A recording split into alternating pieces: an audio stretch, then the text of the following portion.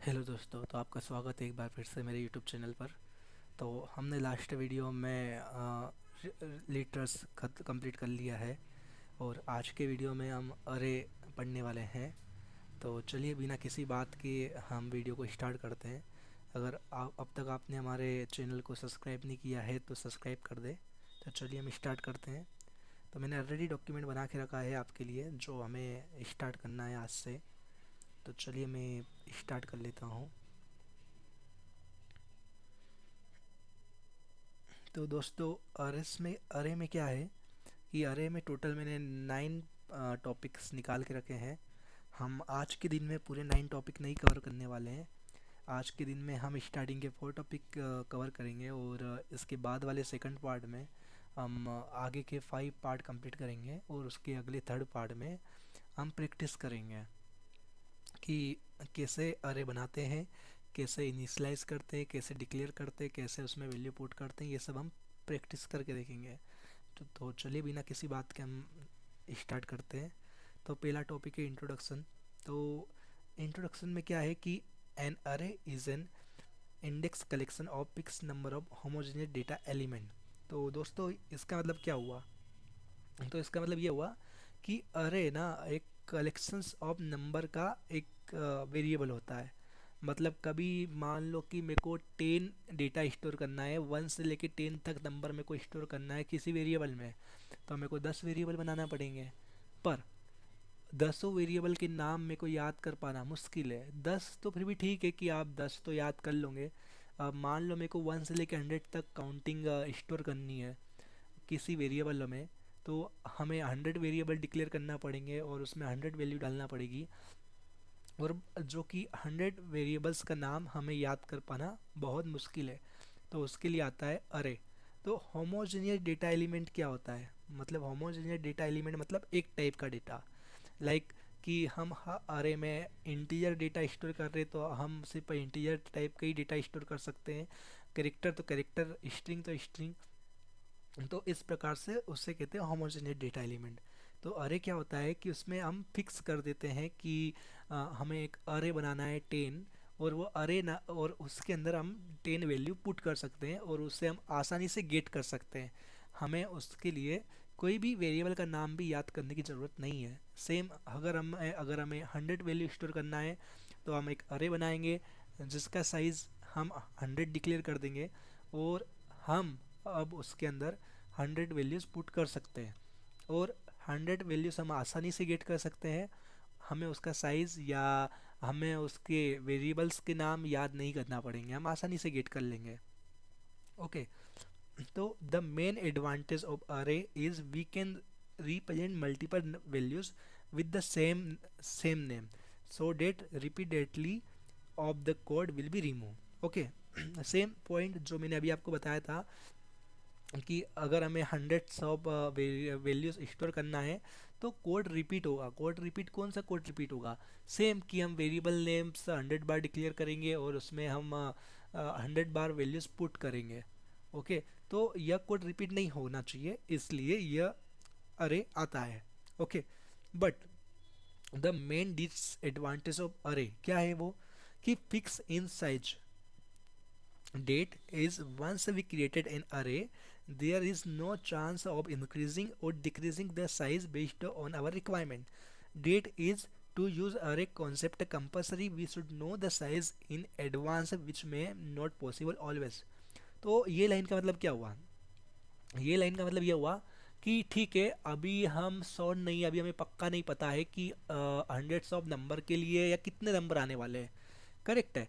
मान लो कि मैंने अभी तो रिक्वायरमेंट आ गई अभी अपने पास कि हमें हंड्रेड्स नंबर स्टोर करना है, तो हमने एक अरे क्रिएट कर दिया और उसका साइज़ हमने 100 कर दिया। पर 100 की जगह अगर 101 नंबर आ गए तो जो एक्स्ट्रा 1 नंबर है उसके लिए हम अरे का साइज़ इंक्रीज नहीं कर सकते हैं। एक और बात, कभी 100 की जगह 10 ही नंबर आए तो हम नहीं उसका साइज़ डिक्रीज कर सकते हैं। हमें अरे का साइज़ एडवांस में ही बताना पड़ता है कि हम कितने नंबर स्टोर करेंगे। ये इसका मेन डिसएडवांटेज है। Okay. We can resolve this problem by using collection. तो दोस्तों, ये वाली प्रॉब्लम है ना, हम कलेक्शंस के थ्रू सॉल्व कर सकते हैं। पर ये कलेक्शन हम आगे पढ़ने वाले हैं। ओके। अभी हम अरे पढ़ रहे हैं। तो ये तो हमारा इंट्रोडक्शन हो गया।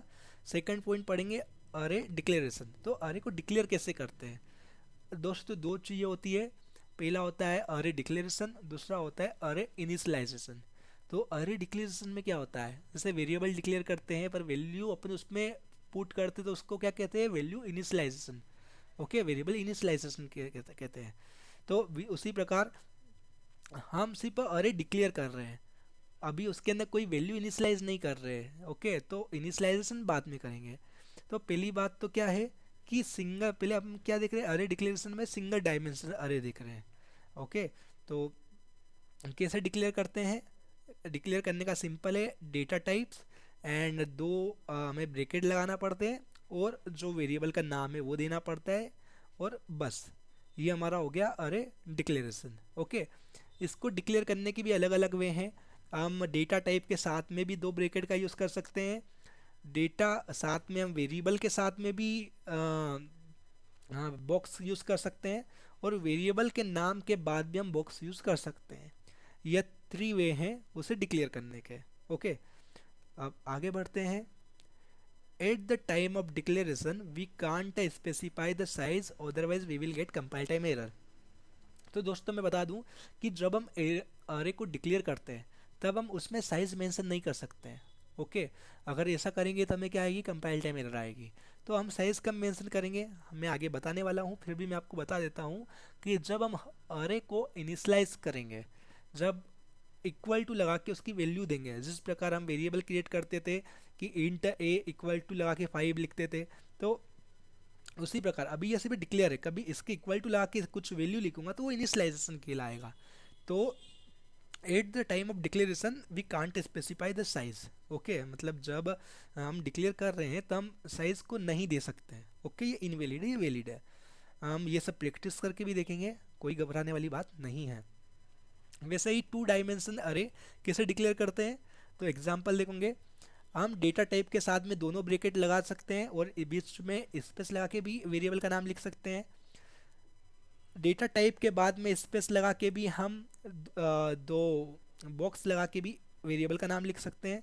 तो ये कुछ वे होते हैं जिस प्रकार से हम टू डायमेंशन अरे को डिक्लेयर कर सकते हैं। ओके, सेम थ्री डायमेंशन अरे को भी कैसे डिक्लेयर कर सकते हैं, तो दोस्तों आप देख सकते हो कि डेटा टाइप के साथ में हमने बॉक्स लगा दिए थ्री, तो हो गया।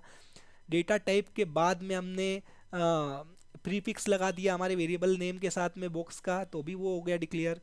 पोस्टफिक्स लगा दिया तब भी हो गया। और इस प्रकार से भी कर सकते हैं कि एक हमने बॉक्स लगा दिया, बीच में स्पेस आ गई, देन दो बॉक्स लगा के एक लिख दिया, तो भी ये थ्री डायमेंशनल अरे हैं। इस प्रकार भी कर सकते हैं। तो दोस्तों ये अलग अलग वे हैं, हम सभी को एक एक करके ट्राई करेंगे कि ये सब वैलिड है या नहीं है और किस प्रकार से कर सकते हैं। ओके, और मुझे लगता आपने हो सकता है कि इसके जावा स्टार्ट करने के पहले सी प्लस प्लस पढ़ी होगी, तो आपको मैं इतना मुझे इतना पता होगा कि आपने सी प्लस प्लस में भी थोड़ा बहुत अरे आपको पता होगा, और अगर नहीं पता है तो कोई बात नहीं, हम ये वीडियो में देख ही रहे हैं। ओके, तो दोस्तों यहाँ पे मैंने कुछ लिखा है कि which of the following declaration are valid. Okay, तो दोस्तों आप कभी देखोगे तो ये क्या है, ये सिंगल डायमेंशनल है कि हमने क्या किया, इंट डेटा टाइप के साथ में बॉक्स बना दिया और A1 और B1 लिख दिया, जो दो वेरिएबल के नाम है। ओके, हम दो अरे बना रहे हैं यहाँ पे, तो जो हम बीच में स्पेस आएगी ना, तो क्या होगा कि ये A1 भी सिंगल डायमेंशनल अरे बनेगा, B1 भी बनेगा। तो मैंने क्या लिखा है, A1 B1, तो ये दोनों क्या है, सिंगल डायमेंशनल अरे। अब इधर देखिए सेकंड वाला, ये बहुत ही इंपॉर्टेंट है। इसमें क्या किया है, इंट ब्रैकेट स्पेस फिर A2 ब्रैकेट कामा B2 ब्रैकेट। तो ये जो A2 ब्रैकेट के बाद में कामा आ गया, तो ये क्या हो गया, ये डबल डायमेंशनल अरे हो गया।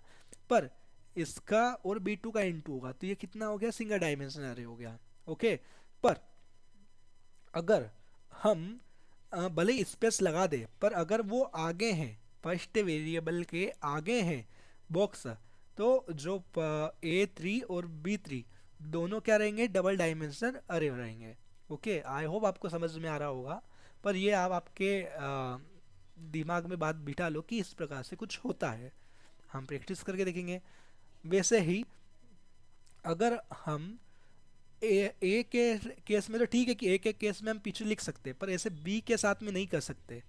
ओके, वरना कंपाइल टाइम एरर आएगी। तो मैंने एक पॉइंट अभी लिखा है, क्या लिखा है, if we want to specify the dimension before the variable, that rule is applicable only for the first variable. Second variable onwards we can't apply the same declaration. Okay, तो आप 3 और 4 पॉइंट देखिए, वो सॉरी 2 और 4 point देखिए। तो 2 में क्या किया हमने, A2 के पीछे प्रीफिक्स लगा दिया, तो A2 तो 2D अरे हो गया, बट B2 1D अरे है। तो ऐसा क्यों हुआ, क्योंकि यह रूल सिर्फ फर्स्ट वेरिएबल के लिए होता है। ओके, सेकंड वेरिएबल के लिए अप्लाई नहीं होता है यह रूल। सेम इसीलिए इसमें कंपाइल टाइम एरर आई है कि अगर कामे के पहले अगर ब्रिकेट होता और उसके बाद कामा होता तो A के लिए तो अप्लाई होता ही है, पर बी के लिए नहीं होता। तो ऐसा नहीं कर सकते हैं। तो ये पॉइंट का मतलब यही होता है कि यह जो रूल है फर्स्ट वेरिएबल के लिए अप्लाई होता है, सेकंड वेरिएबल के लिए अप्लाई नहीं होता है। Okay, I hope you understood. otherwise it's not a big deal, we will do practice in third parts. okay, तो चलिए हम आगे बढ़ते हैं। इसी प्रकार देखो मैंने एक स्क्रीनशॉट भी लगाया हुआ है आपके लिए कि यह वैलिड है, अगर हम स्पेस लगाएंगे वैलिड है, पर अगर हम पीछे भी लिख देंगे तो ये इनवैलिड है। ओके, तो हम अब पढ़ने वाले हैं अरे कंस्ट्रक्शंस। इसका मतलब क्या कि अरे कैसे क्रिएट करना है, उसको इनिशियलाइज कैसे करना है। अभी तक हमने क्या देखा था, अरे को डिक्लेयर कैसे करना है, उसका डिक्लेरेशन देखा था। अब हम उसका कंस्ट्रक्शंस देखेंगे। ओके, तो every array in Java is an object, hence we can create by using new operator. Okay, तो क्या होता है, हर सभी अरे जावा का ऑब्जेक्ट होता है जब हम उसे क्रिएट करते किसके थ्रू, न्यू ऑब्जेक्ट के थ्रू। तो पहले तो मैं आपको बता दूं कि जावा में जब भी हम ऑब्जेक्ट क्रिएट करते हैं तो वो क्रिएट किसके थ्रू करते हैं, न्यू कीवर्ड के थ्रू। हम ये आगे भी पढ़ने वाले हैं, पर यह अभी भी मैं आपको बता देता हूँ कि जावा में हम ऑब्जेक्ट न्यू कीवर्ड्स के थ्रू क्रिएट करते हैं। तो यही है कि every array in Java is an object, hence we can create by using new operator. Okay, तो क्या होता है, तो ये हमने क्या किया था, अरे डिक्लेयर किया और इक्वल टू लगा के क्या किया, अरे को कंस्ट्रक्ट कर दिया। ओके, उसका कंस्ट्रक्शंस कर दिया और अरे को इनिशियलाइज कर दिया। ओके, अभी सिर्फ अरे को इनिशियलाइज किया, क्या बताया है कि एक अरे है, अभी क्या है, ये अभी हमारा एम्प्टी अरे है, एम्प्टी अरे है और कितना साइज है उसका, 3 है। तो देखो डायग्राम में देखोगे, अरे है तो मैंने 3 बॉक्स बनाए हैं। ओके, और 3 बॉक्स क्यों बनाए, एक बड़े से बॉक्स में 3 बॉक्स बने हैं, मतलब एक अरे है ए नाम का जिसके अंदर हम 3 वैल्यू पुट कर सकते हैं। यहाँ पर भी कर सकते हैं, यहाँ पर भी कर सकते हैं, यहाँ पर भी कर सकते हैं। ओके, और एक और बात मैं बता दूं कि जो अरे की लेंथ स्टार्ट होती है, साइज उसका स्टार्ट होता है हमेशा 0 से स्टार्ट होता है। तो इसका साइज कितना रहेगा, 0 1 2। ओके, तो चलिए हम आगे बढ़ते हैं। रूल नंबर 1 देखते हैं। At the time of array creation compulsory we should specify the size, otherwise we will get compile time error. तो दोस्तों मैं आपको मैंने पहले भी बताया था कि जब भी हम अरे क्रिएट करते हैं तो साइज देना कंपलसरी होता है। तो यही पॉइंट पहला वाला रूल नंबर 1 भी यही कहता है कि जब भी हम अरे क्रिएट करेंगे तो हमें साइज देना कंपलसरी है। अगर हम साइज नहीं देंगे तो क्या होगा, कंपाइल टाइम एरर आ जाएगी। Okay, rule number 2, it is legal to have an array with 0 size. Okay, तो क्या है कि साइज हम कुछ भी दे सकते हैं, अगर हम 0 देंगे तो ये भी वैलिड है। जब हम उसकी लेंथ चेक करेंगे, लेंथ कैसे चेक करते हैं, ए डॉट लेंथ, लेंथ से क्या पता लगता है कि उसका साइज कितना है। तो जब हम लेंथ चेक करेंगे तो उसकी 0 आ जाएगी, पर ये वैलिड है। ओके, हम 0 साइज का भी हम अरे बना सकते हैं जावा के अंदर। ओके, क्या यूज़ है क्या नहीं है ये सब हम बाद में देखेंगे कि 0 साइज का अरे क्या ही काम में आएगा, उसमें कोई वैल्यू तो पुट नहीं कर सकते हैं, फिर क्यों बनाया है, यह यूज केस हम बाद में देखने वाले हैं। Rule number 3, if we are taking array size with negative int value then we will get run time exception saying negative array size exception. तो एक और वन मोर इम्पोर्टेंट पॉइंट कि अरे का साइज है वो हम माइनस में नहीं ले सकते हैं। तो आप ही समझो कि हम कैसे माइनस में लेंगे। मैं यह कह रहा हूँ जावा को कि मेरे को एक ऐसा अरे बना के दो जिसके अंदर मैं -3 वैल्यू, -3 का कैसे, मतलब कुछ भी, ये तो कुछ सेंस सही नहीं बनता ना। हम यूँ कह सकते हैं जावा को कि ये जावा मेरे को एक ऐसा अरे बना के दो जिसके जिसके अंदर मैं 100 वैल्यू स्टोर कर सकता हूँ। तो उसका साइज़ कितना हो जाएगा, 100।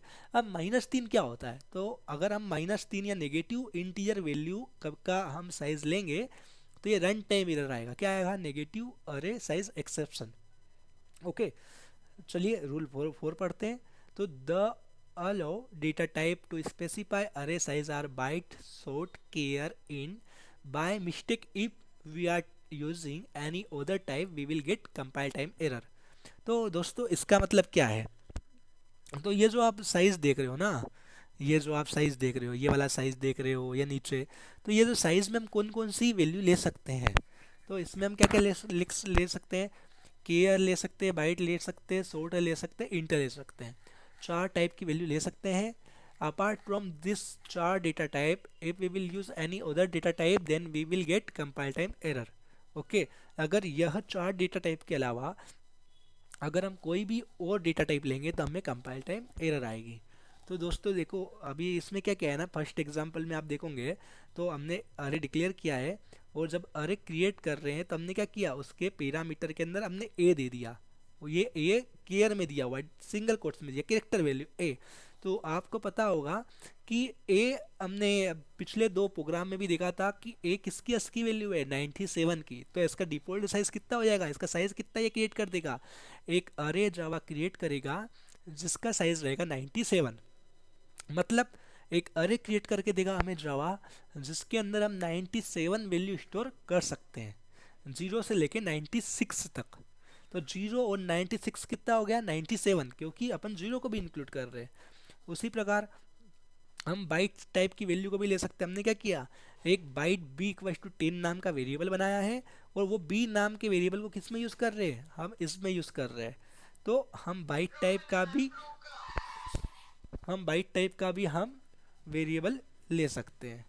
ओके, तो अब सॉर्ट की बारी आ गई। तो सॉर्ट में क्या कर सकते हैं कि सॉर्ट में देखेंगे, अब मैंने एस इक्वल टू 20 लिया हुआ है। ओके, तो हम एस भी यूज़ कर सकते हैं। ओके, उसी प्रकार कभी हम लॉन्ग यूज़ करेंगे। आपको कभी मैंने बताया हो प्रीवियस वीडियो में, मैंने जब आपको डेटा टाइप्स पढ़ाए थे और डेटा टाइप्स के बाद में मैंने आपको लिटरल्स पढ़ाए थे, तो उसमें क्या मैंने बताया था कि वैल्यू के पीछे कभी एल लगा होता है तो वो लॉन्ग टाइप की वैल्यू होती है। तो यहाँ आप देखोगे कि जो 10 है उसके पीछे एल लगा है, तो ये कौन सी टाइप की वैल्यू हो गई, लॉन्ग टाइप की वैल्यू हो गई। तो अभी हमने रूल ऊपर पढ़ा था कि हम यह सिर्फ 4 डेटा टाइप्स की वैल्यू को ले सकता है। कौन कौन सी, केयर, सॉर्ट, बाइट और इंट।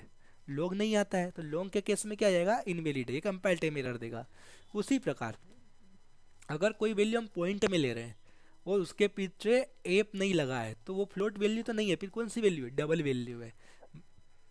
बाय डिफॉल्ट कौन सी वैल्यू रहेगी, डबल वैल्यू। तो डबल वैल्यू भी हम नहीं ले सकते हैं। ओके, रूल नंबर 5 पढ़ेंगे। द मैक्सिमम अलो अरे size in Java is maximum value int size 2147483647। तो दोस्तों हमने डेटा टाइप पढ़ा था, उसमें हमने इंटीजर की रेंज देखी थी। तो ये इंटीजर की रेंज है। तो मैंने आपको 4 डेटा टाइप बताया जो सपोर्ट करता है अरे, करेक्ट है। कौन कौन से बताया, केयर, बाइट, सॉर्ट, इंटीजर। तो उसमें सबसे ज़्यादा रेंज किसकी है, इंटीजर की है। क्यों, क्योंकि इंटीजर कितने बाइट का होता है, इंटीजर होता है 4 बाइट का होता है। तो 4 बाइट का होता है तो उसकी रेंज कितनी होती है, तो उतनी ही रेंज का हम अरे क्रिएट कर सकते हैं। ओके, उससे ज़्यादा का नहीं क्रिएट कर सकते। आप एग्जाम्पल में देखोगे यहाँ मैंने इंट डेटा टाइप की हाईएस्ट रेंज वैल्यू ली है, तो ये वैलिड है। पर अगर मैं उससे ज़्यादा एक भी लूँगा तो क्या आ जाएगा, compile time integer number two large, जो इसकी रेंज के बाहर है, तो ये इनवैलिड है। उसी प्रकार अब हम 2 डायमेंशनल अरे क्रिएशन देखेंगे, मतलब 2D अरे। इसको हम 2D अरे भी कहते हैं। 2 डायमेंशनल अरे को क्या 2 यहाँ से आता है, वो डायमेंशन का D आता है, तो इसको 2D अरे भी कहते हैं। तो दोस्तों अगर मैं 2D अरे बोलूँ या 1D अरे बोलूँ या 3D अरे बोलूँ तो आपको कन्फ्यूज होने की नीड नहीं है। D मतलब डायमेंशनल और 1 2 3 से आप समझ जाना कि वो कौन सा अरे है। ओके, तो 2D अरे क्रिएशन कैसे करते हैं, इन जावा मल्टी डायमेंशनल अरे आर इम्प्लीमेंटेड एज अरे ऑफ अरे approach but not matrix form.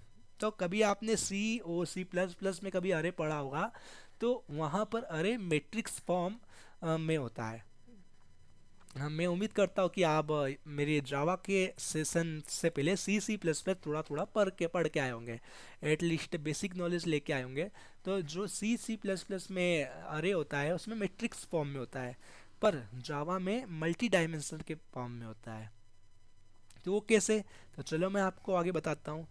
तो the main advantage of this approach is to improve memory utilisation. तो इसका क्या है, मेन एडवांटेज क्या होता है, मेमोरी यूटिलाइज करता है। ओके, तो देखिए मैंने क्या किया है, एक टू डायमेंशनल अरे बनाया है, डिक्लेयर किया है, और उसमें टू वैल्यू ली है। तो टू वैल्यू मतलब क्या होगा, इसमें देखो आप डायग्राम में, फिर उसके बाद क्या किया, ए ऑफ जीरो में एक और अरे डाला है, और एक को ए ऑफ वन में भी एक और अरे डाला है। मतलब डायग्राम में मैं आपको समझाता हूँ। डायग्राम में क्या किया है कि एक ए नाम का बनाया है अरे, ओके, जिसके कितने अरे बनेंगे, दो अरे बनेंगे। ओके, टू डायमेंशन मतलब मल्टी डायमेंशन मतलब क्या, पहला जो होता है, पहला बॉक्स होता है, तो पहला बॉक्स ये डिक्लेयर करता है कि कितने अरे बनेंगे। ओके, एक और बार दोस्तों ध्यान से सुनिए, ध्यान से समझिए, ये बहुत ही 2D अरे का बहुत ही मेन कॉन्सेप्ट है। तो जो पहला बॉक्स होता है 2D अरे में, वह यह बताता है कि कितने बॉक्स बनने वाले हैं, मतलब जो 2D अरे हैं उसके अंदर भी कितने अरे बनने वाले हैं। ओके ओके, तो मैं ये बता रहा हूँ कि जो 2D अरे हैं उसके अंदर भी दो अरे बनने वाले हैं। ओके, तो ए ऑफ जीरो बनने वाला है और ए ऑफ वन बनने वाला है। अगर दो अरे बनेंगे तो जीरो से स्टार्ट होगा, और दो कौन से होंगे, जीरो और वन। अगर मैं बोलता, अगर मैं टू की जगह फाइव लिख देता, तो कौन कौन से बनते, A of zero, A of one, A of two, A of three और ए ऑफ फोर। जीरो से लेके फोर तक स्टार्ट होते तो फाइव हो जाता। ओके, तो कितने बनते हैं, फाइव अरे बनते हैं। पर अभी मैंने टू लिखा है तो इसके कितने बनेंगे, दो अरे बनेंगे। तो जो पहले वाले अरे हैं उसका साइज कितना है, तीन है, और दूसरा वाला अरे है उसका साइज कितना है, टू है। तो वही किया है कि जो ए है उसने बॉक्स क्रिएट किए हैं, और वो यह बताता है कि जो पहला वाला है, ये इसके दो अरे बनेंगे, और जो फर्स्ट वाला अरे का अरे है उसका साइज कितना है, तीन है, और जो दूसरे वाला ए ऑफ वन उसका कितना साइज है, टू है। ओके, तो आई होप कि अब आपको डायग्राम देख के थोड़ा माइंड में कुछ क्लियर हो रहा होगा। अगर आपको फिर भी क्लियर ना हो तो बिल्कुल कमेंट कीजिए, हम और इसको इसे डीप में पढ़ेंगे। पर आई होप आपको समझ में आ रहा होगा। फिर भी मैं आपको एक बार वापस से रिपीट करता हूँ, ये बहुत इंपॉर्टेंट टॉपिक है, कि यह जो फर्स्ट वाला है बॉक्स, यह डिक्लेयर करता है कि अरे कितने बनेंगे। ओके, 2D अरे में अरे कितने बनेंगे, तो अरे दो बनेंगे। तो अब पहले वाला अरे है कितना बनेगा, तीन का बनेगा, और दूसरे वाला अरे कितने का बनेगा, टू का बनेगा। तो दो अरे बनेंगे तो दो बॉक्स बनाए। पहले वाला अरे जो ए ऑफ वन कितने का बनेगा, तीन का बनेगा, और जो A of zero, sorry A of zero कितने का बनेगा, तीन का बनेगा, और ए ऑफ वन कितने का बनेगा, दो का बनेगा। आगे और भी गहराई में समझते हैं। ओके, एग्जाम्पल टू देखिए। तो 3D अरे में क्या बता रहा है, तो ये देखो 3D अरे देखिए, 3D अरे में क्या बता रहा है कि दो अरे बनेंगे। ओके, मतलब क्या बोल रहा है, ये दो अरे बनेंगे। पर दो अरे में भी क्या है, जो ए ऑफ जीरो है उसके अंदर भी क्या, ए ऑफ जीरो में तीन अरे बनेंगे। ओके, वो जो ए ऑफ जीरो के जीरो में कितना बनेगा, वन अरे बनेगा, जिसके okay A of zero one में भी वन अरे बनेगा, वो sorry A of zero one में दो अरे बनेंगे। ओके, और ए ऑफ टू में कितने बनेंगे, तीन बनेंगे। मतलब डायग्राम देख के समझिए क्या किया है हमने। एक, इसका मतलब मैंने आपको क्या बताया था, कितने अरे बनेंगे, दो अरे बनेंगे, तो दो अरे बना दिए। ओके, अब क्या कह रहा है, ए ऑफ जीरो, तो ये जो ए ऑफ जीरो क्या हो गया, ये वाला हो गया। तो ए ऑफ जीरो में कितने अरे बना रहा है, ये तीन बना रहा है, तो ये तीन बना दिए। ओके, अब ए ऑफ जीरो से जीरो में वन अरे बनेगा, तो ए ऑफ जीरो के जीरो में वन। ओके, उसी प्रकार ए ऑफ जीरो के वन में टू बनेगा, तो ए ऑफ जीरो क्या है, ये है, जीरो का वन क्या है, ए ऑफ जीरो का वन ये है, इसमें कितना बना रहा है, टू बना रहा है। ओके, आई होप आपको समझ में आ रहा होगा। क्या कह रहा, ए ऑफ जीरो के टू में, तो ए ऑफ जीरो क्या है, ए ऑफ जीरो तो यही है, ए ऑफ जीरो का टू क्या है, ए ऑफ जीरो का टू ये हो गया। उसमें कितने अरे बन रहे हैं, कभी आप देखोगे तीन बन देते हैं, यहाँ तीन बना दिए। उसी प्रकार ए ऑफ वन में, ए ऑफ वन में क्या कह रहा है वो, दो अरे बनेंगे, तो दो बना दिए। ओके, तो 2 के भी कितने बनेंगे, 2 बनेंगे। अगर हम 2 वैल्यू एक साथ डिक्लेयर करते हैं तो क्या होगा कि 2 अरे बनेंगे और दोनों का साइज कितना रहेगा, सेम रहेगा। अगर मैं यहाँ 3 लिख देता तो यहाँ पे 3 बनते, यहाँ पे दो दो के कितने बनते, 3 बनते, पर यहाँ पे 2 के तो 2 बनेंगे और के दोनों का साइज कितना रहेगा, 3 रहेगा, 2 रहेगा। तो आई होप आपको ये डायग्राम देख के समझ में आ रहा होगा। इसमें कोई रॉकेट साइंस नहीं है, सिर्फ देख के समझना ही है, आप बहुत जल्दी समझ जाओगे और सब एकदम देख के ही समझ में आ रहा है। ओके, तो अब हम पढ़ेंगे अरे इनिशियलाइजेशन। ओके, तो अरे को इनिशियलाइज कैसे करते हैं, और अगर हम इनिशियलाइज नहीं करेंगे तो उसकी डिफॉल्ट वैल्यू क्या रहेगी। ओके, तो देखते हैं। whenever we are creating an array, every element is initialized with default value automatically. Okay, तो दोस्तों अगर हम अरे को इनिशियलाइज नहीं करेंगे तो उसकी वैल्यू क्या रहेगी। तो हमने अरे बना दिया पर इसमें हमने वैल्यू तो डाली नहीं है। अभी हमने क्या जावा को बोला है, हमने जावा को ये बोला है कि जावा भैया हमको है ना एक अरे बना दो जिसके अंदर हम 3 एलिमेंट और 3 वैल्यू हम उसके अंदर स्टोर कर सकते हैं। तो जावा भैया ने क्या किया कि हमें एक अरे बना दिया और उसके अंदर उसका साइज कितना दे दिया, 3 दे दिया हमें, मतलब 3 डब्बे बना के दे दिए 0 1 2। तो अब उसके अंदर हम कोई वैल्यू नहीं स्टोर करेंगे तो उसके अंदर बाय डिफॉल्ट कौन सी वैल्यू स्टोर रहेगी। तो दोस्तों ये डिपेंड करता है कि आपने डेटा टाइप कौन सा यूज़ किया हुआ है। अगर हमने इंट यूज़ किया तो इंट की डिफॉल्ट वैल्यू 0 होती है तो वो 0 कर लेगा स्टोर। ओके, तो वो डेटा टाइप पे डिपेंड करेगा। कभी हम स्ट्रिंग टाइप का बनाएंगे अरे, कभी हम इंट की जगह स्ट्रिंग ले लेंगे। ओके, तो स्ट्रिंग का ले लेता है डिफॉल्ट वैल्यू नल, तो वो नल स्टोर करता। तो सेम हमने क्या किया है कि हमने अरे बनाया है जिसका साइज कितना है, 3 है। तो कभी हम डायरेक्ट ए को प्रिंट कर रहे तो ए को प्रिंट कर रहे तो क्या प्रिंट करें, डायरेक्ट तो अरे अरे को। तो डायरेक्ट हम अरे को प्रिंट नहीं कर सकते। अगर हम डायरेक्ट अरे को प्रिंट करेंगे तो किस फॉर्म में प्रिंट होगा, क्लास नेम हेडरेड हेक्साडेसिमल स्ट्रिंग के फॉर्म में और उसके हैश कोड के फॉर्म में प्रिंट होगा। तो अब उसके अंदर की वैल्यू देखना है। तो मान लो ये हमारा अरे है जो मैंने डायग्राम में दिया हुआ है। तो अरे का नाम क्या, ए। तो मैंने आपको बताया था कि इसकी वैल्यू कहाँ से स्टार्ट होती है, 0 से। तो इसको क्या बोलेंगे, 0, इसको 1, इसको 2। तो A of 0, A of 1, A of 2। तो हमने क्या प्रिंट करवाया, ए ऑफ 0। तो 0 की वैल्यू क्या प्रिंट हो गई, 0। ओके दोस्तों, कोई घबराने वाली बात नहीं है। मुझे अभी पता है कि अभी आपको इतना डीप में नहीं समझ में आ रहा है कि अभी तो हमने ए ऑफ 0 प्रिंट करवा दिया, 0 प्रिंट हो गया। कभी हम ए ऑफ 1 प्रिंट करवाएंगे तो क्या प्रिंट होगा, ए ऑफ 2 प्रिंट करवाएंगे तो क्या प्रिंट होगा, ए ऑफ 4 प्रिंट करवाएंगे जो एग्जिस्ट नहीं करता तो क्या प्रिंट होगा। दोस्तों ये सब हम प्रैक्टिकल करके देखने वाले हैं, पर अभी के लिए समझ लीजिए कि ए ऑफ 0 में जो क्या है डिफ़ॉल्ट वैल्यू 0 होती है, क्योंकि हमने इंट टाइप का डेटा टाइप यूज़ किया है और इंट की डिफ़ॉल्ट वैल्यू 0 होती है, इसलिए 0 प्रिंट हुआ है। ओके, ये सब हम प्रैक्टिकल करके और भी बढ़िया तरीके से समझने वाले हैं। Okay, note, whenever we are creating to print any object reference internally, two string object will be executed which is implemented by default to return the following. okay, तो अभी जैसे ही मैंने बताया यहाँ पे हमने डायरेक्ट ए को प्रिंट कर दिया था, उसी प्रकार अगर हम अरे को डायरेक्ट प्रिंट करते हैं, ना कि अरे की कोई वैल्यू को A of 0, A of 1, A of 2 को प्रिंट ना करते हुए हम कभी डायरेक्ट अरे को प्रिंट करते हैं, ए को प्रिंट करते हैं, तो क्या प्रिंट होगा, इस फॉर्म में प्रिंट होगा। क्लास नेम पहले आएगा, फिर एड्रेड आएगा, फिर उसका हेक्साडेसिमल स्ट्रिंग जनरेट रिप्रेजेंटेशन और उसका हैश कोड आ जाएगा। ओके, तो ये सब प्रिंट होता है। अब वैसे ही अगर हम ए ऑफ 0 को प्रिंट किया तो यहाँ पे ये क्यों प्रिंट हुआ। ओके, तो यहाँ पे क्या है, हमने 2D अरे यूज़ किया था। तो 2D अरे के केस में भी यही होगा। अगर हम ए ऑफ, देखो ये हमारा 2D अरे, तो अगर हम डायरेक्ट ए को प्रिंट करेंगे तो ए को प्रिंट किया तो वो तो क्लास नेम के थ्रू आ गया, पर ए ऑफ 0 भी क्या है, ए ऑफ 0 भी तो एक अरे ही है ना, वो कोई वैल्यू नहीं है। हम स्ट्रिंग को क्या कह रहे हैं कि भाई मेरे को 2D अरे बना के दे, मतलब मेरे को एक ऐसा अरे बना के दे कि अरे के अंदर भी एक अरे हो। ओके, तो ये क्या है, अरे के अंदर भी एक अरे है, तो हम अरे के अंदर के अरे को प्रिंट करवा रहे हैं। ए ऑफ 0 के अंदर भी क्या है, अरे हैं, इसलिए वैल्यू प्रिंट हुई है। पर अरे के अंदर के अरे की वैल्यू को प्रिंट करवाएंगे तो क्या प्रिंट होगा, डिफॉल्ट वैल्यू। जैसे कि यहाँ पे देखो 2D अरे में अरे के अंदर 0 के अंदर के अरे की वैल्यू प्रिंट करवा रहे हैं। ओके, ए क्या है, अरे हैं, अरे के अंदर क्या है, अरे हैं, उसके अंदर की वैल्यू को प्रिंट करवा रहे, तो वो क्या है, डिफ़ॉल्ट वैल्यू। ओके, चलिए आगे बढ़ते हैं, एग्जाम्पल 3 देखते हैं।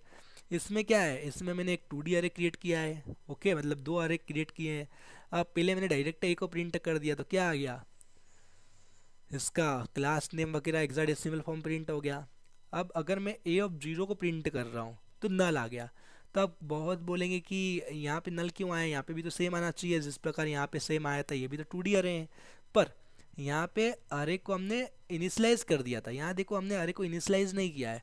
यहाँ पे हमने एक अरे बनाया है, वो सीधा ए को प्रिंट करवा दिया और ए ऑफ जीरो मतलब। ओके, तो अब मैं आपको डायग्राम के थ्रू समझाता हूँ, इसलिए मैंने डायग्राम प्रॉपर तरीके से लगाए हुए हैं आपके लिए। तो देखो, हमने एक अरे बनाया है जिसका डिफ़ॉल्ट साइज कितना है, 2 है। पर इसके ये 2D अरे है, पर 2D अरे को हमने इनिशलाइज नहीं किया, हमने ये नहीं लिखा है कि ए ऑफ जीरो के अंदर कितने अरे हैं और ए ऑफ वन के अंदर कितने अरे हैं। Okay, A of zero exist करता है पर उसकी डिफ़ॉल्ट वैल्यू क्या है, नल है। उसकी डिफ़ॉल्ट वैल्यू नल क्यों है, इंट टाइप होते हुए, वो इसलिए है क्योंकि ये अरे की डिफ़ॉल्ट वैल्यू है। ओके, तो अरे की डिफ़ॉल्ट वैल्यू कितनी होती है, 0 होती है। वैसे ही इंटीजर की डिफ़ॉल्ट वैल्यू, सॉरी अरे की डिफ़ॉल्ट वैल्यू कितनी होती है, नल होती है। वैसे ही इंटीजर की डिफ़ॉल्ट वैल्यू क्या होती है, 0 होती है। तो जो अरे की डिफ़ॉल्ट वैल्यू है वह प्रिंट होगी। और ये जो ए ऑफ जीरो प्रिंट करवा रहे हैं यहाँ पे run time null pointer exception आएगा। क्यों आएगा, क्योंकि ये अरे एग्जिस्ट करता ही नहीं है ना, तभी तो नल आया ना। कभी ये यहाँ पे कुछ है ही नहीं इसलिए नल आ गया, कभी यहाँ कोई अरे होता तो उसकी डिफ़ॉल्ट वैल्यू 0 प्रिंट होती। आई होप आपको समझ में आ रहा होगा, नहीं आ रहा है तो हम बिल्कुल देखेंगे, कोई घबराने वाली बात नहीं है, पर अपना थोड़ा सा दिमाग चलाइए, वो समझने का ट्राई करिए। मैं एक बार आपको फिर से बताता हूँ। तो क्या हो रहा है कि हमने 2D अरे तो क्रिएट किया है, पर 2D अरे के अंदर भी हमने अरे के अंदर अरे नहीं डाले। 2D अरे क्या होता है, अरे ऑफ अरे, मतलब अरे के अंदर और अरे होते हैं। पर 2D के अंदर हमने अरे तो क्रिएट कर दिया पर अरे के अंदर अरे नहीं डाले हैं। ओके, तो जो ए को प्रिंट किया तो ये तो वैलिड प्रिंट हुआ कि क्लास नेम हेक्साडेसिमल फॉर्म और एस कोड प्रिंट हो गया। ओके, पर यहाँ पे भी यही प्रिंट होना चाहिए था। पर ये कब प्रिंट होता, ये तब प्रिंट होता जब इसके अंदर अरे होता। इस प्रकार से इसके अंदर अरे होता तो प्रिंट होता। अब इसके अंदर अरे है ही नहीं, हमने बनाया ही नहीं है। जिस प्रकार हमने यहाँ बनाया था, देखिए मैं बताता हूँ, जिस प्रकार हमने कहा बनाया था, यहाँ बनाया था अरे के अंदर अरे। ओके, ये अरे के अंदर अरे, पर हमने यहाँ पे अरे के अंदर अरे हमने बनाया ही नहीं है। तो ये क्या वैल्यू होगी, इसकी डिफ़ॉल्ट वैल्यू नल प्रिंट होगी। ये एक और बात, ये इंटीजर की डिफ़ॉल्ट वैल्यू नहीं है, ये डिफ़ॉल्ट वैल्यू किसकी है, अरे की डिफ़ॉल्ट वैल्यू है, इसलिए इंटीजर की तो 0 होती है। और उसके बाद में जब अरे के अंदर अरे बना ही नहीं है तो उसकी वैल्यू को आप कैसे रीड कर सकते हो, तो रन टाइम एक्सेप्शन आएगी, नल पॉइंटर एक्सेप्शन। ओके, अगला पढ़ते हैं। वंस वी क्रिएटेड एन अरे all it's element by default initialised with default value, if we are not satisfied with those default value then we can replace with our customized value। Okay, तो क्या कह रहा है, जैसे ही हम जावा को कहते हैं कि भाई हमारे लिए अरे बना दे जिसका साइज 100 होना चाहिए, तो जावा उसके अंदर अपनी डिफ़ॉल्ट वैल्यू डाल देगा। ओके, पर अगर हम वह डिफ़ॉल्ट वैल्यू से खुश नहीं है तो हम हमारी कस्टमाइज वैल्यू भी डाल सकते हैं। ओके, तो इसका मतलब क्या, तो ऑब्वियसली बात है भाई कि हमने जावा को बोला कि भाई हमको 100 साइज़ का एक अरे बना दे, उसने अरे बना दिया, उसने उसमें डिफ़ॉल्ट वैल्यू भी डाल दी। तो ऑब्वियसली बात है कि हम उसमें वैल्यू भी कुछ ना कुछ स्टोर करेंगे, इसीलिए तो हमने अरे बनाया है। पर कभी कुछ रिक्वायरमेंट होती है कि हम वह वैल्यू यूज़ नहीं कर पाते हैं या उसमें वैल्यू नहीं डाल पाते, तो वो उसकी डिफ़ॉल्ट वैल्यू ऑलरेडी डाल के रखता है, एरर नहीं देता है कि अरे एम्प्टी है तो वो कंपाइल टाइम एरर दे देगा, ऐसा नहीं करता है।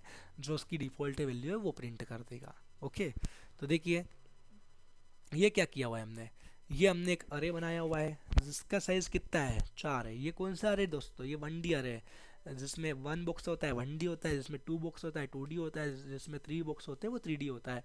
हम ऊपर से देखते आ रहे हैं। तो उसमें क्या किया हमने, इनने क्या किया, इनने 4 डब्बे बना दिए।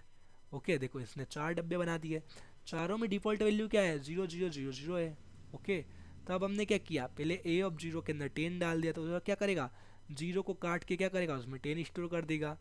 ए ऑफ 1 में 20 डाल दिया, तो अब वो क्या करेगा, 0 को काट के उसमें 20 स्टोर कर देगा। ए ऑफ 2 में 30 डाल दिया तो 0 को हटा के 30 डाल देगा। ए ऑफ 3 में 40 डाल दिया तो 0 को हटा के 40 डाल देगा। ओके, पर अगर हम ए ऑफ 4 में 50 डालने की कोशिश करेंगे तो दोस्तों आप देखोगे यहाँ पे ए ऑफ 4 है ही नहीं, क्योंकि हमने इसका अरे का साइज कितना बनाया था, 4 बनाया था। तो 0 से स्टार्ट हुआ, 3 पे खत्म हो गया। करेक्ट है, आपको समझ में आ रहा होगा, ये 4 हो गए, 1 2 3 4।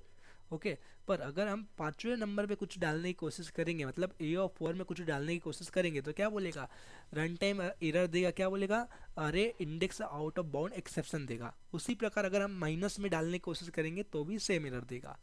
ओके, तो आई होप आपको ये डायग्राम समझ में आ गया होगा। ठीक है, तो आगे बढ़ते हैं हम। Note, if we are trying to access array element with out of range, index will get runtime exception saying अरे index out of bound exception। तो जो मैंने आपको बताया वही कह रहा है कि अगर अगर हम साइज से विपरीत जाकर उससे ज़्यादा वैल्यू गेट करने की या प्राप्त करने की कोशिश करेंगे, ओके, तो क्या देगा, array index out of bound exception देगा। ओके, आगे बढ़ते हैं। Declaration, constructions and initialisation of an array in a single line. Okay, तो अब मैंने क्या बताया है कि हम अरे को डिक्लेयर कैसे करते हैं, कंस्ट्रक्शंस कैसे करते हैं और इनिशियलाइज कैसे करते हैं, उसको हम सिंगल लाइन में लिख सकते हैं क्या? हाँ जी बिल्कुल, हम सिंगल लाइन में भी लिख सकते हैं। कैसे लिख सकते हैं? तो पहले अपन ने पहले ये लाइन कवर करते जो मैंने लिखी है, we can perform declaration, constructions and initialisation of an array in a single line. Okay, तो कैसे करेंगे? तो कभी अभी तक आपने देखा होगा, तब तक आपने क्या किया था, अरे को पहले डिक्लेयर किया था, फिर डिक्लेयर के बाद में इनिशियलाइज किया था, फिर एक एक करके उसमें वैल्यू पुट की थी। पर ऐसा हम एक बार में भी लिख सकते हैं। कैसे? तो हमने क्या किया, अरे को डिक्लेयर किया, उसमें 10 20 30 डाल दिया, तो ये ऑटोमेटिक समझ जाएगा कि अच्छा कि ये भैया एक अरे बनाने की कोशिश कर रहे हैं और ये अरे के यहाँ साइज कितना होना चाहिए, जितनी वैल्यू है। वैल्यू कितनी है, 3 है, 1 2 3, तो ठीक है, अरे का साइज 3 बना दो, उसके अंदर 10 20 30 वैल्यू डाल दो। आई होप आपको समझ में आ गया होगा, बहुत ही सिंपल लैंग्वेज में मैंने बताया है, फिर भी मैं वापस से रिपीट करता हूँ। पहले हम क्या कर रहे थे, अरे को डिक्लेयर कर रहे थे, फिर उसको उसका साइज डिक्लेयर कर रहे थे, और उसके बाद में एक एक करके उसमें वैल्यू डाल रहे थे। ओके, कि हम वैल्यू ये डालना चाहते हैं। ओके, तो ये केस में क्या कर रहा था कि अरे को इनिशियलाइज करने के पहले वह उसकी डिफॉल्ट वैल्यू 0 सेट कर रहा था, देन हम उसको आ, आ, हटा के अपनी वैल्यू डाल रहे थे। ओके, पर हम क्या चाहते हैं कि भाई हम तेको बता देते हैं जावा भैया, हम तुमको बता देते हैं कि हमने अरे डिक्लेयर कर दिया है, मतलब हमको एक अरे चाहिए और हम इसमें 10 20 30 हम 3 वैल्यू डालना चाहते हैं, तो हमने डायरेक्टर 3 वैल्यू लिख दी है। तो हमारा जावा इतना समझदार है, इतना अक्लमंद है, इतना क्या ही बताऊँ, मतलब इतना होशियार आदमी है कि ऑटोमेटिक वह एक अरे क्रिएट कर देगा, तो जिसका साइज 3 कर देगा और उसमें 10 20 30 डाल देगा। उसी प्रकार अगर हमें 5 वैल्यू डालना है और एक हमको केयर टाइप का अरे बनाना है, ओके, AEIOU, तो ये भी वैलिड है। हमने एक स्ट्रिंग नाम का अरे बनाया जिसमें मेरे को 4 वैल्यू डालना है, तो ये भी वैलिड है। तो जिस प्रकार से मैंने ये अरे बनाया था वैसे ही अरे भी बनाया है। Okay, we can extend this shortcut even of multi dimensional array also. मतलब ये जो शॉर्टकट है, हम 1D अरे के लिए ही नहीं, 2D अरे, 3D अरे, जितने अरे उसके उतने के लिए यूज़ कर सकते हैं। तो 2D अरे के लिए कैसे यूज़ करेंगे? तो 2D अरे के लिए ऐसे यूज़ करेंगे कि ब्रैकेट के अंदर ब्रैकेट लगा के मैंने 2 अरे बना दिए। क्या किया मैंने एक 2D अरे डिक्लेयर किया, कभी आप देखोगे मैंने 2D अरे डिक्लेयर किया है, और उसके अंदर क्या किया हुआ है मैंने, 2D अरे डिक्लेयर करने के बाद में मैंने उसके अंदर 2 अरे डाल दिए। देखिए, फर्स्ट अरे ब्रैकेट तक का हो गया, सेकंड अरे कामा लगा के अलग से ब्रैकेट से स्टार्ट हुआ। ओके, आई होप आपको प्रॉपर तरीके से दिख रहा होगा। ओके, क्या किया है, मैंने एक अरे बनाया है। तो पहले वाला कहाँ से स्टार्ट हो रहा है, पहले वाला देखो, 1 मिनट बताता हूँ मैं। देखो, पहला अरे यहाँ स्टार्ट हुआ, कामा लगाया, खत्म हो गया, दूसरा अरे यहाँ स्टार्ट हुआ। तो क्या कह रहा है वो, 2D अरे ये कह रहा है कि अच्छा ये 2D अरे डिक्लेयर करना चाहते हैं, और 2 अरे 2D के अंदर भी कितने अरे होना चाहिए, 2 अरे होना चाहिए, वही यह समझ गया है। ओके, तो उसने क्या किया कि ठीक है, मैं एक ए नाम का 2 अरे क्रिएट करता हूँ, अरे के अंदर अरे 2D अरे। ओके, आई होप आपको समझ में आ रहा होगा कि कामा लगाए 2, अगर मैं कामा लगा के एक और करता तो क्या समझता है ये कि अच्छा इनको एक अरे क्रिएट करना है जिसका साइज 3 होना चाहिए, और 3 के अंदर भी इनकी वैल्यू इतनी इतनी होना चाहिए।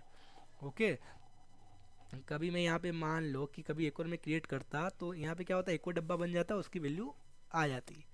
ओके, तो ये आई होप आपको समझ में आ रहा होगा। ओके, बहुत ही सिंपल है। तो वैसे ही 3D अरे में देखिए, 3D अरे में क्या कह रहा है ये, देखिए अरे के अंदर अरे लिया है दोस्तों। अब यहाँ पे देखिए, यहाँ पे आपको थोड़ा सा दिमाग लगाने की नीड है।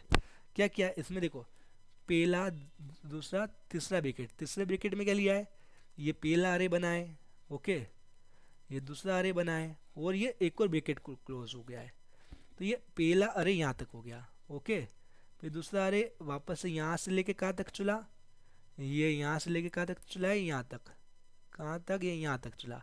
तो मतलब क्या इसमें 3D अरे में, तो पहला तो क्या बोल रहा, देखो दो अपन ने बीच में, देखो ये यहाँ से स्टार्ट हुआ है, यहाँ से स्टार्ट हुआ तो यहाँ खत्म हो रहा है।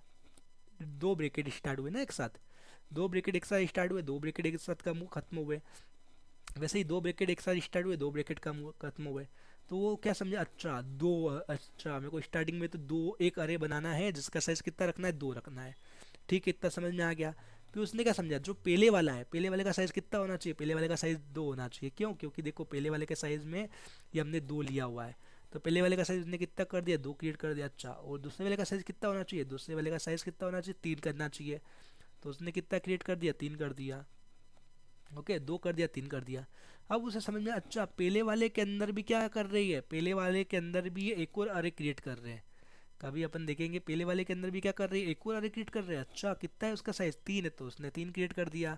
और उसके भी दूसरे वाले के अंदर क्या कर रहे हैं, वो एक और अरे क्रिएट कर रहे हैं दो का, तो इनने दो का क्रिएट कर दिया। ओके, इसी प्रकार जो दूसरा डब्बा बना था, दूसरा अरे बना था, उसके भी अपन ने तीन के बनाए थे। अच्छा, उसमें भी तीन के भी पहले वाले में कितना साइज है इसका, वन है, आप कभी देखोगे। वैसे ही सेकंड वाले में कितना है, दो है, कभी आप देखोगे। और वैसे ही थर्ड वाले में कितना है, तीन है, कभी आप देखोगे। तो आई होप कुछ रॉकेट साइंस नहीं है, बहुत सिंपल तरीका है, आपको मुझे लगता है समझ में आ गया होगा। और नहीं समझ में आया है तो 10 से लेके 20 सेकंड तक आप पीछे कीजिए और वापस से समझने की कोशिश कीजिए। कुछ नहीं है, मैंने ये पूरा एक ही विंडो में कवर किया है जो कि आपको समझ में आएगा। ओके, तो नीचे आते हैं। अब इसमें भी क्या किया हुआ है, सेम वही वाला है प्रोग्राम में, जो मैंने आपको बताया था वही वाला है, वापस से मैंने लिखा है। तो अब देखो इसमें वैल्यू कैसे डालेंगे, जो जीरो ऑफ वन में अगर मैं 50 डालूंगा तो ये वैलिड है। क्यों, क्या कह रहा, जीरो ऑफ वन मतलब यहाँ पर जीरो तो हो गया, जीरो का कौन सा कह रहा है, ये वन वाला कह रहा, वन वाला, वन वाले का भी कित कौन सा कह रहा है, ये वन वाले का भी कह रहा है वन वाला। ओके, तो वन वाला कौन सा हो जाएगा, ये वाला हो जाएगा। तो यहाँ क्या आ जाएगा, 50 आ जाएगा। ओके, आई होप आपको समझ में आ रहा होगा। ओके, सॉरी, वन वाले का भी क्या, यहाँ आ जाएगा 50। पर क्या कह रही है अब, ए ऑफ वन, तो ये ए ऑफ वन कौन सा है, वन, उसका जीरो वाला यहाँ आ गया, उसका टू वाला, तो यहाँ टू तो कोई एग्जिस्ट करता ही नहीं है। तो क्या आ गया, run time index out of bound exception. वापस से ए ऑफ वन ये वाला डब्बा है, ए ऑफ वन का जीरो वाला ये वाला डब्बा है, ए ऑफ जीरो का टू वाला, तो यहाँ पे जीरो है, टू कहाँ है, टू तो है ही नहीं, तो क्या आ जाएगा, out of bound exception. Okay, वैसे ये वाला एग्जाम्पल देखिए, वन बोला तो वन कौन सा है, ये वाला है। ओके, ये वन कौन सा है, ये वाला है। ओके, वन का कौन सा, अब क्या है, टू वाला। मैं आपको पहले रेड लगा देता हूँ, ये येलो वाला बना देता हूँ कि आपको समझ में आएगा कि हम कौन सा पढ़ रहे हैं। तो अभी मैं ये वाला पढ़ रहा हूँ। ओके, तो क्या कह रहा हूँ मैं कि वन वाला, तो वन वाला कौन सा है, ये वाला है। वन का कौन सा, टू वाला, तो वन का टू कौन सा है, तो जीरो वन टू, तो कौन सा है, ये वाला है, ये वाला हुआ ना भाई। वन का टू कौन सा हो जाएगा, टू ये वाला हो जाएगा। टू का कौन सा, वन कौन सा, ये वाला आएगा ना, क्योंकि जीरो और वन तो यहाँ पे वैलिड है, यहाँ 100 हम स्टोर कर सकते हैं, बिल्कुल कर सकते हैं। ओके दोस्तों, अब ये वाला पढ़ते हैं। तो ये वाले को पढ़ लेते हैं हम। A of one, A of one क्या है, ये वाला है। ए ऑफ वन का सेकंड वाला तो कौन सा हो गया, जीरो वन टू है सेकंड वाला, उसका भी सेकंड वाला, तो जीरो वन टू ये वाला, तो सबसे आखिरी में वन वन जीरो हम पुट कर रहे थे, ये वैलिड है। ओके, चलिए अब हम ये वाला देख लेते हैं। अब क्या कह रहा है, ए ऑफ टू, तो पहली बात तो ए ऑफ टू का है, जीरो है, वन है, टू है क्या कहीं, नहीं है, तो आना ही है ना भाई, अरे इंडेक्स ऑफ बाउंड एक्सेप्शन आना ही है। क्योंकि टू तो कोई एग्जिस्ट ही नहीं करता, जीरो है, वन है, टू कहाँ है, टू तो है ही नहीं, तो ये तो आगे से हमको पहली बार में एरर मिल गई है तो। ओके, अब ये वाला देखते हैं हम।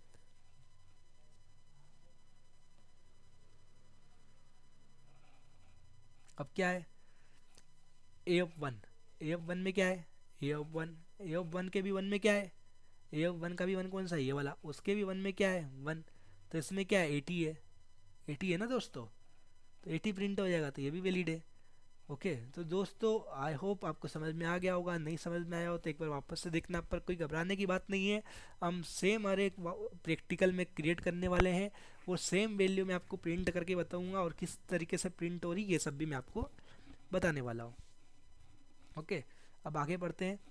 If we want to use this shortcut compulsory we should perform declaration, constructions and initialization in a single line. If we are trying to divide into multiple line, then we will get compile time error. तो क्या कह रहा, तो जावा का एक और rule ये कह रहा है कि अगर हम ये शॉर्टकट रूल फॉलो कर रहे हैं तो कंपलसरी है कि हमें तीन ऑपरेशन एक साथ करना पड़ेंगे। क्या, डिक्लेरेशन, कंस्ट्रक्शंस एंड इनिशलाइजेशन एक ही लाइन में। अगर हम तीनों को, अगर एक को भी डिवाइड करने की कोशिश करेंगे तीनों में से, तो हमें क्या मिलेगा, कंपाइल टाइम एरर। चलिए मैं आपको समझाता हूँ स्नैपशॉट की मदद से। तो ये वैलिड है, पर अगर मैं ऐसा करूँ कि पहले मैंने डिक्लेयर कर दिया, फिर मैं कंस्ट्रक्शंस कर दूंगा, फिर इनिशलाइज करूँगा, तो यह गलत है। ये क्या बोलेगा, compile time error in लीगर sort of start of expression. तो ऐसा नहीं कर सकते, यही वैलिड है, हम इसको डिवाइड नहीं कर सकते हैं। तो दोस्तों अब नया टॉपिक आ चुका है, लेंथ वर्सेस लेंथ। ओके, तो ये जो हमने स्टार्टिंग में हमने डिस्कस किया था कि आज हम चार टॉपिक पढ़ने वाले थे, इंट्रोडक्शन पढ़ने वाले थे, उसके बाद में हम आगे पढ़ने वाले थे डिक्लेरेशन पढ़ने वाले थे, कंस्ट्रक्शंस पढ़ने वाले थे, इनिशलाइजेशन।